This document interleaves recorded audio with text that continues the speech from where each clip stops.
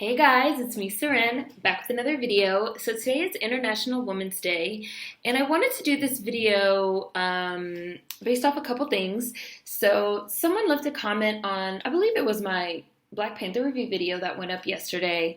They basically said, they really appreciate my perspective as a Black American and kind of how did I kind of get to this point and how did I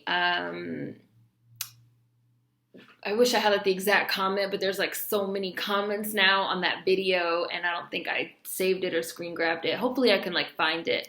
But it was basically like, how did I get to this point? And, oh, could I make some recommendations for like things to read or watch or, anything like that. And I wanted to make this video for International Women's Day, kind of addressing that a little bit because even though I have been influenced by a lot of Black male activists and figures. You guys know I love Malcolm Gladwell. I read a lot of Frantz Fanon, Marcus Garvey, obviously, Malcolm X, obviously, Huey Newton, obviously, lots of stuff. But for International Women's Day, I wanted to talk about a lot of my Black woman influences, especially because I would say that for me personally, my Black woman influences have just been like really, really formative for my activism and for my thought processes and my ideas. So I wanted to talk to you guys about, and this video is not going to be super long. It's going to actually be hopefully quite quick because you guys know me. I'd be like, yeah, quick video.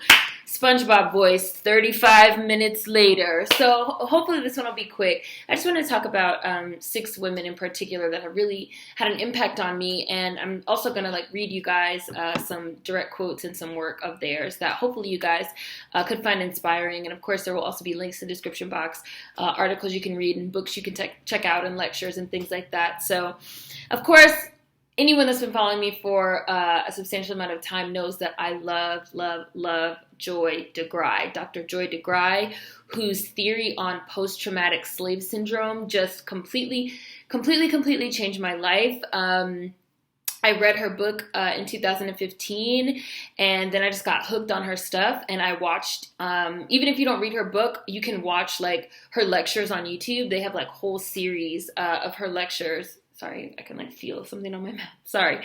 They have like whole series of her lectures on YouTube. And basically, post-traumatic slave syndrome is a theory that she created that kind of posited that Black Americans and also white Americans, but she really focuses on Black Americans. But a lot of the stuff she says about white Americans will also like really like blow your fucking mind. But that Black Americans and white Americans we have intergenerational trauma and we have learned behaviors and mindsets that are being passed down, throughout our bloodlines and throughout our lineages as a direct result of American chattel slavery, almost to the point where like slavery never ended for us. Like it's still going on. And I was talking to somebody about this recently, someone that reached out to me wanting to know more about the whole, Black American versus, continental Africans divide and stuff like that, where I said a lot of people don't understand how relevant, how now, American chattel slavery is for us. How, right now, Jim Crow era is for us. My great grandmother who died when I was 13 years old. So I grew up knowing her. I knew her. Her mother was a slave, right? So that's right there. I could reach out and touch it. I've talked to women that were on, the Edmund Pettus, I hope I'm pronouncing that right, I'm probably not, bridge in Alabama on like Bloody Sunday where they had like the hoses and the dogs. This is not, and then even getting into more like contemporary stuff when we're talking about like mass incarceration and the war on drugs and crack that like flooded our communities. Like I've talked before about, like I've had family members, that were hooked on drugs and hooked on crack. And I've known people that have, been kind of swept into the system via mass incarceration. For a lot of us, these are not things that we read about in books. They're not abstract concepts. For Black Americans specifically that are living, we're living with the daily impact of American chattel slavery. And we have been living with it now for centuries because we live here. We were born here. We grew up here. Our families have been here. Like my family's been in DC like 100 years just in DC, So Joy DeGruy talks a lot in her theory of post-traumatic slave syndrome about how we have never really reconciled. We've never reconciled with American chattel slavery. We've never dealt with the impact that it had on Black people and white people as well in terms of, you know, racism, the system of racism, white supremacy, and stereotypes, and all these ideas and concepts. And it just really opened my eyes to, like, this shit is right now. It's not the past. It's now, you know, it's now. It's this moment right now. And Dr. Joy DeGruy also got me thinking a lot about the importance of collectives. You guys know that I always talk about collectives at the basis of a lot of my ideas and concepts are speaking in terms of groups and collectives. Because even though we are hyper-individual, especially in the West and especially here in the United States, we have this whole idea of like hyper-individualism and like, I am this person and I'm unique and I can be whatever I want and I'm not a part of a group, like especially white people. They hate even being called like white, like, you know, like, don't call me white, I'm an individual. Where especially Black people are seen as part of a group, right, a collective. So it's kind of like collectives are where real oppression happens in groups. And Joy DeGruy talks a lot about groups and collectives and the importance of addressing things in terms of groups and collectives and not so focusing so much, you know, on the individual. Even though I've been thinking a lot about individuals as well, which I'm planning on making a video on quite soon. So, but it's just like, after I read Post-Traumatic Slave Syndrome and like watched a lot of those lectures, it's just like, once you understand that like, slavery is now, racism is now, mass incarceration is now, segregation is now, you know, the war on drugs is now, all these things are now, they're not past, like that old saying, you know, Asian history isn't ancient, it's not even history, like it's not even the past, it's the present, and how we're still dealing with these ramifications of things, and especially when you also think about how oppression kind of happens in terms of groups and collectives and not individuals. Once you understand that, your whole world changes, because now it's like things that, because I hear people all the time say like, well, I don't understand, or like this didn't make sense, or that didn't make sense. I don't understand how this could happen. Once your mindset like shifts in a certain way, you understand. Shit starts making perfect sense. Shit stops surprising you. It's like, oh, it's like the veil, you know, it's like you got unplugged, right? Like, you guys know I love The Matrix. That's like probably my all-time favorite movie. It's like you got unplugged from The Matrix and now you see the code. Like, you're not so confused anymore. And once that confusion is gone, you're able to, again, you see things more clearly, more logically, more rationally. You can start to really do your work, which I'm going to get to Toni Morrison. You know, you're able to like do things differently and move differently, and you just feel less confused and scared and all that. And you're able to kind of stand a lot stronger, be more internally strong, because you have an understanding of what's going on. You're not so confused. You're not plugged into this confusion. So Joy DeGruy, and that also, once you start understanding about groups and collectives, you can no longer be swayed by the concept of, you know, well, not all white people, you know, like it doesn't matter if it's all, it's a collective, right? Which means it's enough. It doesn't have to be all. It doesn't have to be all. Like, doesn't have to be, you know, that's not how it works.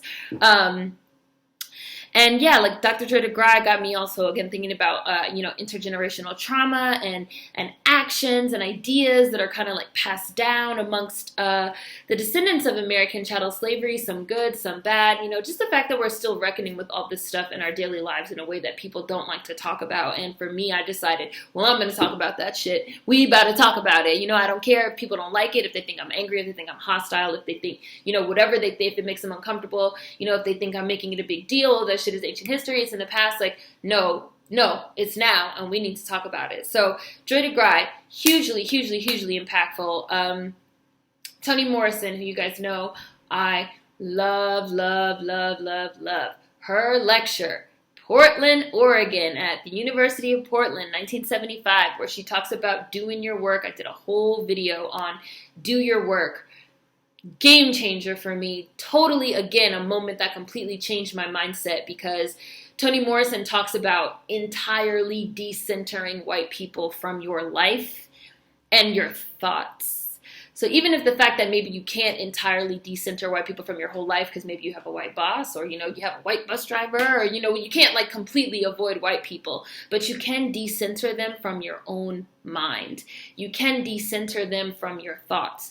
You can decenter them from your work. You can decenter them from your activism. They don't have to be the center of everything that we talk about and think about, and also that we don't have to be so reactionary. We can, instead of being reactive, we can be proactive, in that we don't have to wait for a white person to do or say something in order to react and do our work. And and this white person said that I have no language, so now I'm going to react to that, and I'm going to dedicate all this time and energy to proving to them that I have a language. Like, that's reactionary, and that's centering the work that you're doing in that moment around a white person, around something that they said or did, right? Instead of decentering them from your mind and doing your work around what you want to do, around what you think is important to do, around what you think is uplifting, or, working towards Black empowerment, or, what you feel in your fucking heart and soul and spirit is completely apart from white people. What you want to do was like also very, and like standing in that, and standing in that authenticity, and being yourself, and kind of taking back control of your thoughts. I have a very old video on, don't get possessed by society and these certain ideas about what we should be doing and thinking about and saying, and how we should be acting, just like being yourself, away from the white gaze, away from the male gaze, away from all this clutter and all this chit chatter. You're kind of just getting like some mental clarity. And that was just like, oh, like, I don't have to react to white people. Like, oh, like, I can have my own thoughts away from what people think that I should be saying and doing, and how I should be acting, and how I should be nice, sweet, likable, agreeable, go along to get along, all these things. It's like, oh shit, like, I don't fucking have to do none of that shit, nothing matters but truth. Like, truth is the only thing that matters, like the truth of what's going on. Nothing matters but, doing my work to uplift and empower and help Black people. Like, nothing else matters, like, I don't have to be anything else. I don't have to talk a certain way or pretend to be a certain way. I am enough exactly who and what I am as a Black American, specifically as a Black American woman, that I have nothing to prove to anyone ever. And that speech on doing your work really also was kind of set the tone for a lot of thoughts that I ended up having later on value, which you guys know I think a lot about value, and how do we prove our value and our self-worth? Because again, it's like, oh, a white person says, oh, African American vernacular English isn't a real language, right? So now I'm gonna like go to school, I'm gonna like get a whole linguistics degree, I'm gonna like write all these books and all these essays and all these articles on how like it is a real language, and like is that, like, but I'm still trying to, at the core of that, is I'm still trying to like prove my value to this white person. I don't have to do that. Okay, you think it's not a real language? That's your personal problem, So that also worked again towards making me really mentally strong and standing in myself and sitting with my feelings and my thoughts and owning my feelings and my thoughts, again, completely decentered away from like, especially, white people, the white gaze, the male gaze, societal ideas about what I should be saying and thinking and doing, and kind of like finding within myself, like, what do I want to do? How do I want to talk? How do I want to dress? How do I want to wear my hair? What do I like? Who am I when I'm not reacting to white people? Who am I when I'm not reacting to men? Who am I when I'm not, who am I, and that also like really, really helped me a lot in obviously my work, my activism, my personal life, my mental, all that. So just Joy DeGruy and fucking Toni Morrison are like my huge mentors in my head, for sure. They always come to mind immediately whenever people ask me like mentors. I always think like Joy DeGruy, Toni Morrison first.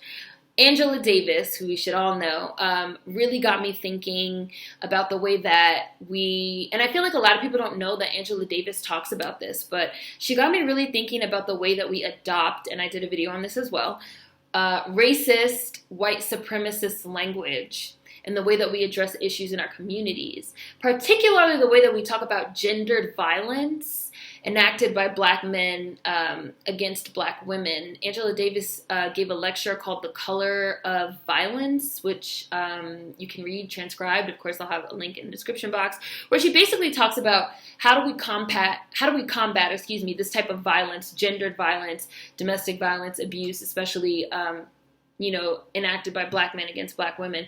How do we discuss this type of violence? How do we combat this type of violence without kind of utilizing and using this, white supremacist rhetoric and this white supremacist language that pathologizes Black men as inherently violent, as inherently aggressive, as inherently criminal. How do we address it without utilizing the language of our oppressor and utilizing the ideas that our oppressor has about like Black men, weaponizing that and using that in our own communities against each other? How do we deal with this type of violence without colluding with the racist prison industrial complex, that constantly seeks to incarcerate Black men?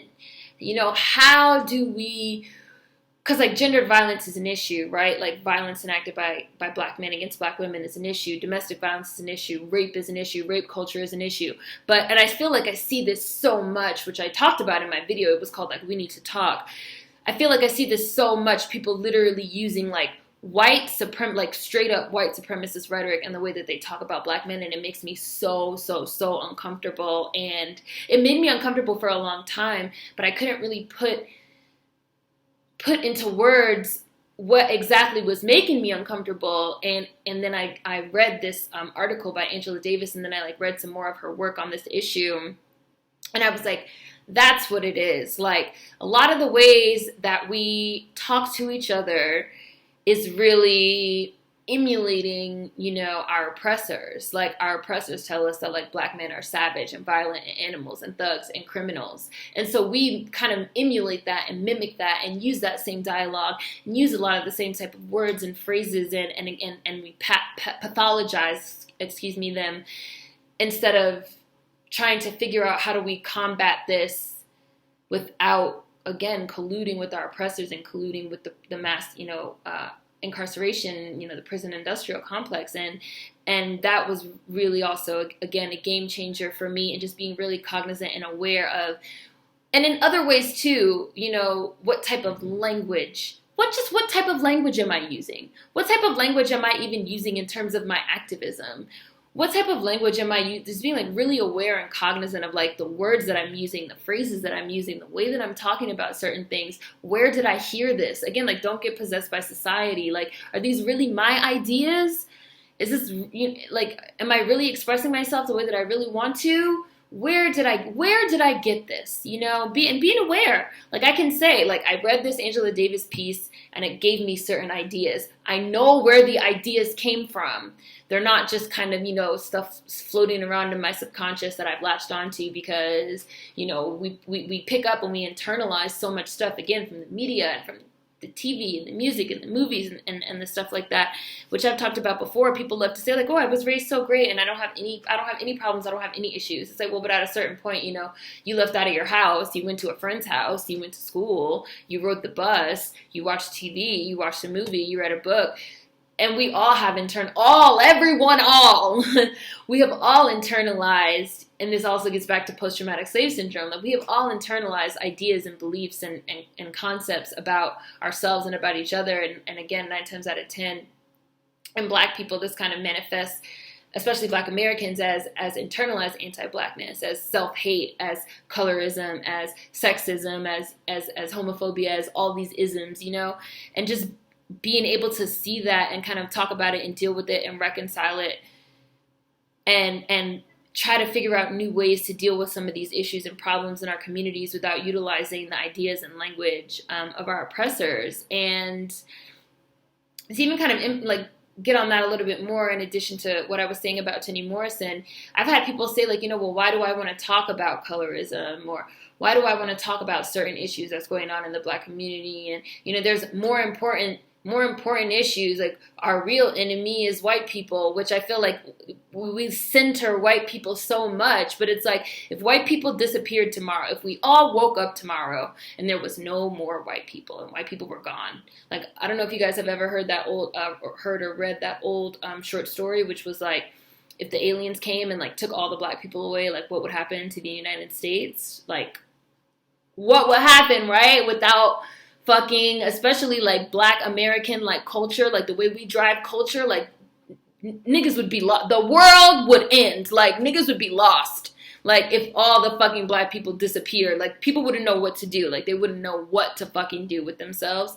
But it's like, if we woke up tomorrow and all the white people were gone, and we no longer had white people as the real enemy or anything like that, we would still have to deal with the issue of sexism and violence in our own communities. We would still have to deal with the issue of colorism and internalized racism and anti-blackness and self-hatred in our own communities. We would still have to deal with the divides within the diaspora. I see a lot of people saying, like, why have I been talking so much about, like, divides within the diaspora? It's like, because we have shit that, like, we need to focus on without centering white people, because, like, just, like, pretend white people don't even exist. Like, what can we do to heal ourselves so that if they did fucking disappear, we'd be okay, you know? So Angela Davis really sowed a lot of those seeds in my mind as well, of just like, oh, like, why am I thinking what I'm thinking, how I'm thinking, where I'm thinking, when I'm thinking, you know? Audre Lorde, who's just brilliant, a genius, really got me thinking about the importance of self-care and survival as a Black woman, and the fact that self-care and joy can be a form of resistance. The idea that just getting up every day is a form of resistance. The idea that you can dedicate your life to resisting, that it doesn't have to be something that you do part-time, that you turn on and off. I see a lot of people that say, you know, how can I resist when I have to go to, I have to go to work every day and I have to, like, do all these things. It's like, just being Black and alive and taking breaths, you're resisting, you know? Like, I talk all the time about just the fact that we're even here right now is a joy and a miracle, and it's really true. And just building on, you know, your self-worth, your self-confidence, building on, you know, I'm gonna get through another day tomorrow, and that's enough too, and that's all I have to do. Also, you know, again, just getting up every day is a form of resistance, hugely impactful and beneficial for me to think about, you know, because, like, I have my fucking dark days just like everybody else, but it's like, well, I'm gonna get out of bed today. If that's all I could do, that's all I could do, you know. So definitely feel like that was a big thing for me as well. Bell hooks. Well, I do have, you guys know I have a lot of issues with bell hooks. Bell hooks definitely represents kind of like hair shedding. Sorry. Bell hooks definitely represents kind of a more traditional view of women and a lot of ideas about women. But I have to say that I can't understate the importance of how bell hooks really got me recognizing the impact that race has on my gender. Like, that my race always comes before my gender. And just being, you know, and just like the whole idea of, like, well, white feminism is racist, so I cannot stand in solidarity with that. So what is the next step for me? A lot of bell hooks' work really helped me with that. And it also really helped me a lot with deconstructing elitism and activism, which I've talked about a lot. You guys know I can't stand a motherfucking elitist ass, like, Black academic, because bell hooks talks a lot about race theory, critical race theory as something that could be applied for the masses, you know, and the idea that any critical race theory that can't be used by the masses is useless, which for me was really even, like, the basis of me starting this channel, because after Mike Brown died and after Ferguson, I'm, like, watching the news and I'm, like, watching these fucking political pundits and I'm, like, watching these people talk and they're, like, using all this, like, political jargon and they trying to, like, dance around the topic at hand, and nobody's saying the fucking point. Like, nobody's getting, y'all know me, like, I like to get right to the fucking point. Like, let's be concise. Like, let's not dance around the topic. Let's get right to the point, which is that they shot a nigga and left him in the street all day to show the other niggas not to get out of line. That's it. That's what happened. The end. You know, and nobody wants to say that, you know, and we're gonna, like, talk and we're gonna, like, we're gonna like bring on these these people that have like 19 degrees and they're gonna like talk about shit in this like really abstract fucking way, this opaque ass way, which I really feel like is a huge issue with a lot of critical race theorists and black academics and activists, is that a lot of like really smart people have a tendency to think in terms of like really abstract ways and like really abstract theories and things that kind of sound nice. They're really good for like understanding concepts and stuff like that, but like they can't be implemented practically. Like a lot of these people are just not practical, and their ideas can't be implemented for the masses because they're not practical. So it's like these are thought experiments, like these are thought exercises in liberation for black bodies, but like a thought exercise can only take you but so far. We need action. And bell hooks really got me thinking a lot about action, about the fact that, again, like any critical race theory that can't be used by the masses is fucking useless. And this is just really a real issue, I feel, in activism, and especially with, again, academics that serve as kind of gatekeepers to ideas and concepts, and that also just kind of have a tendency to think about healing our communities and addressing racism, again, in these like abstract fucking concepts that sound really nice in theory but can't be implemented for most people, which makes them useless. Like, they're nothing. They're just thoughts. They're just rhetoric. You guys know I hate rhetoric. It's just like meaningless, flowery language. Shit that sounds nice but can't be implemented. So bell hooks got me thinking also a lot about that. And last but not least, my mother in my mind, my emotional spiritual rock, Nina Simone, who I basically owe like so much to Nina Simone, because Nina Simone was the one that really, really, really got me thinking about being like fearless. Like Nina Simone says that true freedom is no fear, saying what you want, doing what you want, and just not caring about what anybody says or thinks about it. Just being your most authentic and fearless self, and just being, which this is what I feel like Nina Simone was. This is also what I feel like I am. Just being like a pure agent of fucking chaos and disruption in a racist, sexist, white supremacist society. Like, I'm gonna enter into this room and I'm gonna fuck all this shit up. I'm gonna flip this fucking table over. I'm gonna be tatted up. I'm gonna have a big ass afro. I'm gonna have braids in my hair. I'm gonna have all these piercings. I'm gonna curse. I'm gonna be loud. I'm gonna say and do what I want. And nobody's gonna be able to stop me. And me standing here as a black fucking woman causing this chaos and this disruption in this racist, sexist, white supremacist society is like me being my most fucking authentic self and just breaking down all this shit. Like, y'all know me, like I'm damn near a motherfucking anarchist at this point. Like, all this shit gotta, like, capitalism gotta go, like all this shit gotta go. Like, I'm gonna fucking stand in this space and disrupt. And that was like Nina Simone. Nina Simone is like the purest example of like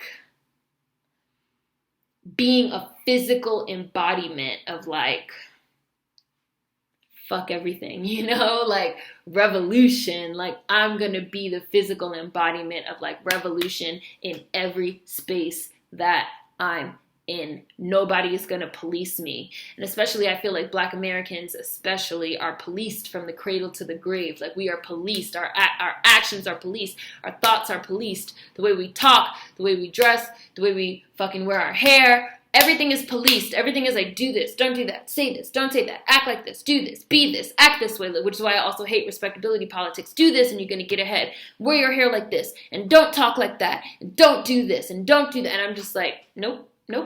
I reject all that shit. Like, I reject it. Like, I'm just going to be, again, like, I'm going to, like, chaotic good, I guess. Like, chaos theory, like,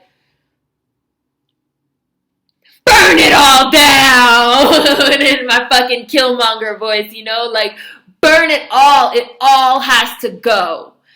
And that's Nina Simone. So I have some stuff that I want to read you guys before I go. And look, and I'm sure I've already been talking for a while. See, look, 28 minutes. And I'm like, yeah, it's going to be quick. Sorry, you guys know me. So some stuff that I wanted to read you guys.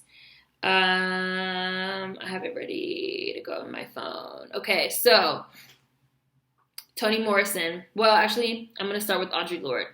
Audre Lorde. I want to write down everything I know about being afraid, but I'd probably never have enough time to write anything else. The face of afraid keeps changing constantly, and I can count on that change. I need to travel light and fast, and there's a lot of baggage I'm going to have to leave behind me. Jettison cargo. I'm listening to what fear teaches. I will never be gone. I am a scar, a report from the front lines, a talisman, a resurrection, a rough place on the chin of complacency. And I love that because I feel like that's me. Like, I'm a rough spot. Like, I'm a rough person. Like, yeah, I'm throwing these elbows. I'm cursing. I'm being loud. I'm being like, what? I'm being disrespectful. Like, I don't give a fuck. Like, I'm that rough spot. I'm that rough, ashy ass spot on your foot that you can't get rid of no matter what. Like, I'm not fucking going nowhere. Like, I'm a rough spot on the chin of fucking complacency. Dear Goddess, face up again against the renewal of vowels. Do not let me die a coward, nor forget how to sing, nor forget song is a part of morning as light is a part of sun. Survival isn't some theory operating in a vacuum. Again, kind of getting back to the idea of theory, right? And critical theory, abstract theory versus practical theory. It's a matter of everyday living and making decisions. So I'm going to say that again. Survival isn't some theory operating in a vacuum. It's a matter of my everyday living and making decisions. How do I hold faith with sun in a sunless place? It is so hard not to counter this despair with a refusal to see.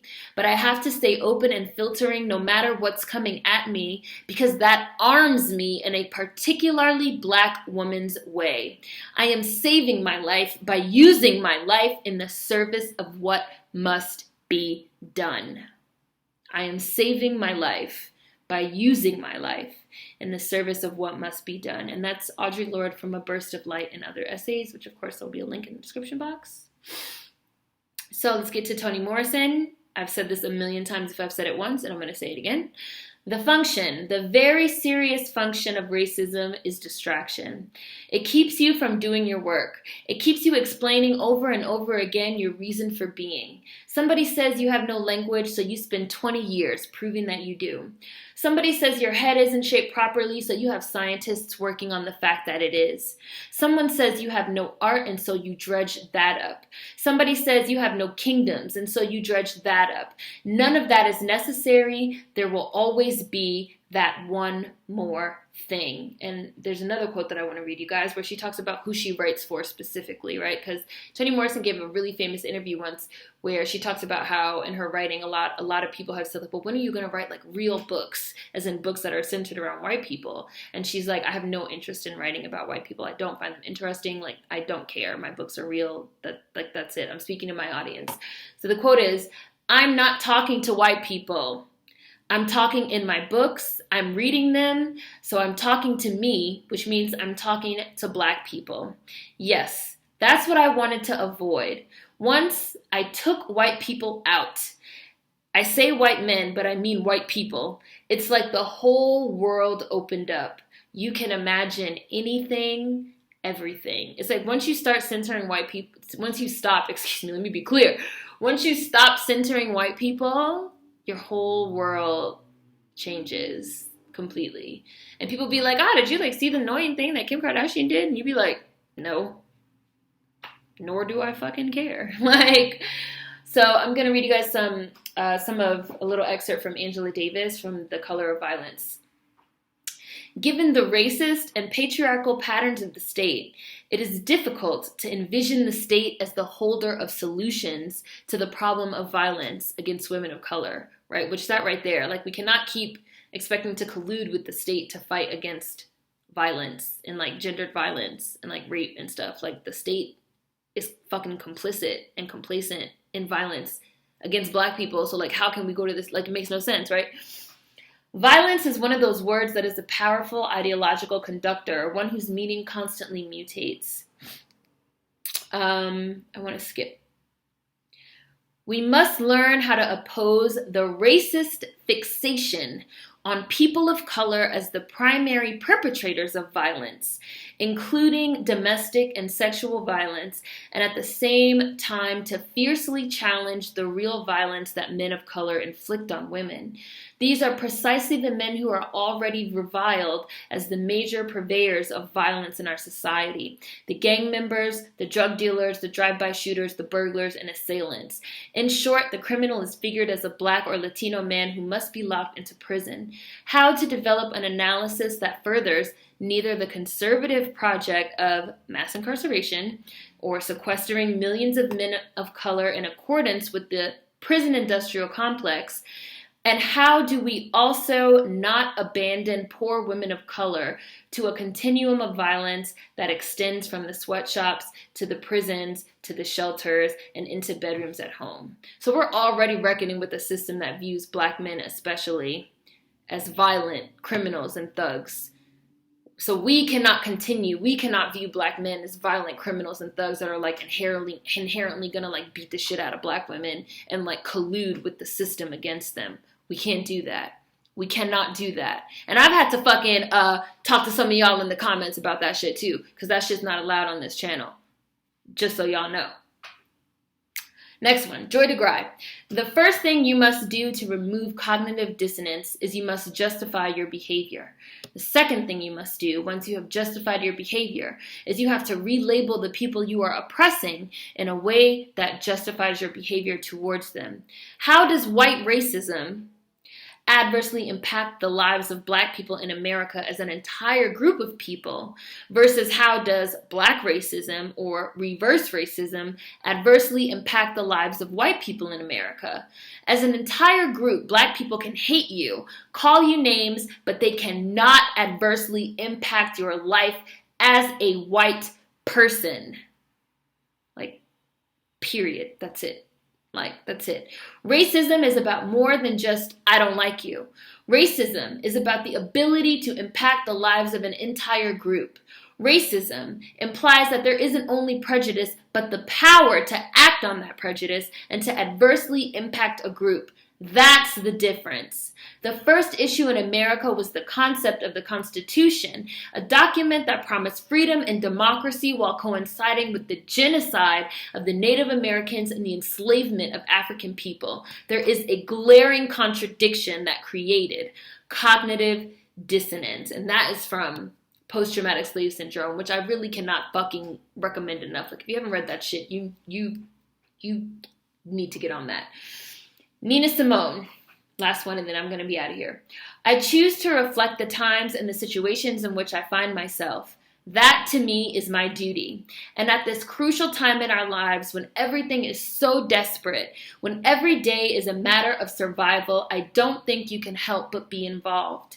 We will shape and mold this country, or it will not be molded and shaped at all anymore. I want to go in that den of all those old, elegant people with their old ideas and smugness and just drive them insane. Like, Nina Simone was about that chaos. Like, I just want to disrupt everything that you fuckers want to do. Last but not least, Angela Davis, A Woman's Place is in the Struggle. Happy International Women's Day. Hopefully this gives you guys some more insight into my thoughts and my thought processes, and especially the women that have impacted me, and the things that I read and the things that I think about. And again, there will be tons of links in the description box for you guys to check out. Food for thought as always. Hopefully you enjoyed this one. Let me know what you think about it in the comments. We haven't done a kind of my Black lifestyle video in a while, so peace.